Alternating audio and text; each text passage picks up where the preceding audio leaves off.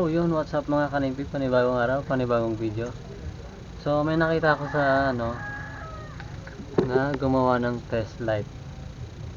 So dahil sa mga tulad natin ng mga walang pambili kaya in short na wala pang pambili, so para sa inyo yung video na to.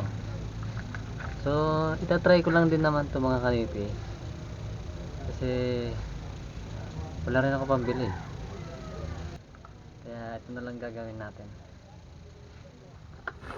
So yung dito nga mga kanipi, naisipan ko na lang na ayusin yung ating signal light, kasi nung pabiyahe ko pala ng Legazpi, nasira pala yung ating signal light, hindi na siya nagbi-blink, kaya yun na lang ang ayusin natin. So let's go.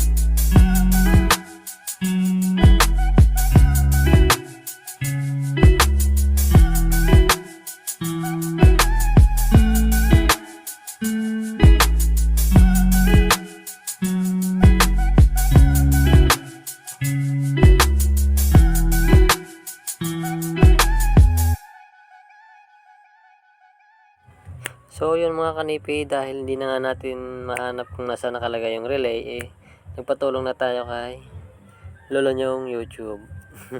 So yun, hanap-hanap ko na nga rin sa YouTube kung nasaan siya nakalagay, o may mga review ba siya na kung saan parte nakalagay yung relay niya. So dahil nga wala tayong mahanap sa YouTube, minabuti ko ng baklasin na lang natin. So dahil madumi na rin naman yung mga kaha niya, kaya diretso lilinisan na rin natin. So dito nga mga kanipi, na baklas ko na lahat at nakita ko na kung nasa nakalagay yung relay. So pagkakita ko nga, chinek ko na kagad, sinubukan na natin yung test light na ginawa natin. Dahil nga walang umiilaw, kaya ginawa ko, bumili tayo ng relay.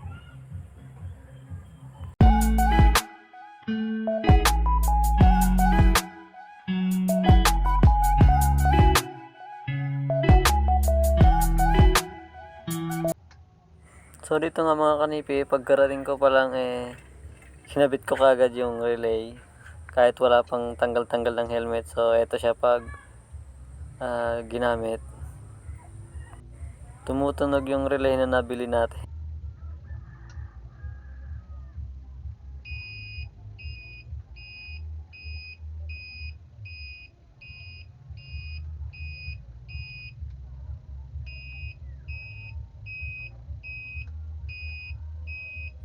So gulat nga ako dito mga kanipi, kasi kala ko sasabog na siya, kala ko nagwa-warning na siya. So yun, binaklas ko ulit yan, ibinalik ko yung luma, yung stock niya, tapos wala talagang umiilaw. So yun talaga yun. So no choice na ako, ikinabit ko na yung bago kahit may tumutunog.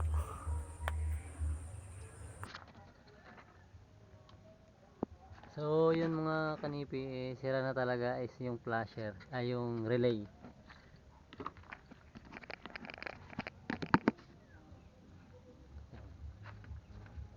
Kaso nga lang may tunog. May tunog.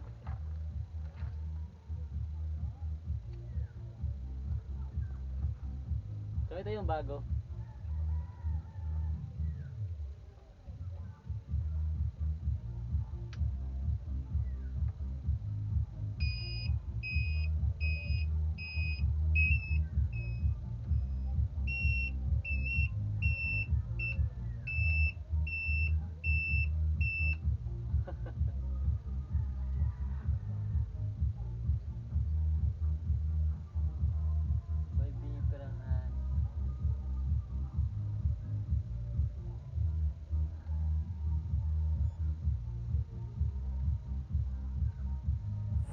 At dito mga kanipi, naisipan ko nang hugasan na yung bearings niya para maikabit na natin pabalik.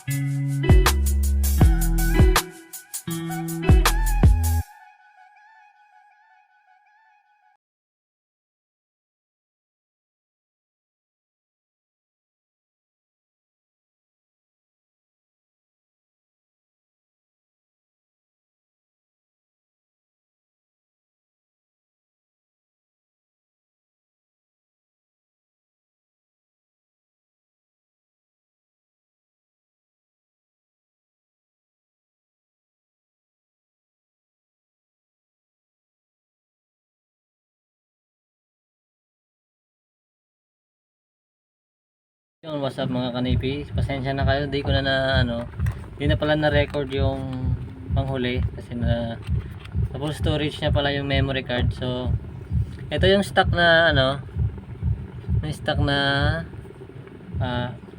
flasher relay, tapos ito yung nabili ko, guys pero naikabit na natin siya, naikabit ko na pala siya naikabit ko na siya. So ito siya. Kapag ang kinaibahan lang may tunog siya. Ito yan. Yan, okay na yung yan, okay na, naikabit ko na, kaya lang may tunog siya, pero okay na yun kasi wala sa pagka yung binili ko siya, 95 pesos lang siya, flasher relay. So hindi ko alam kung 125 o 95, pero binayaran ko is 95. So yun, so far so good naman siya, pero sana tumagal siya. So yun lang mga kanipi, please like, share, and subscribe para lagi kayong updated sa mga bago kong video. So yun, salamat sa suporta. Bye bye.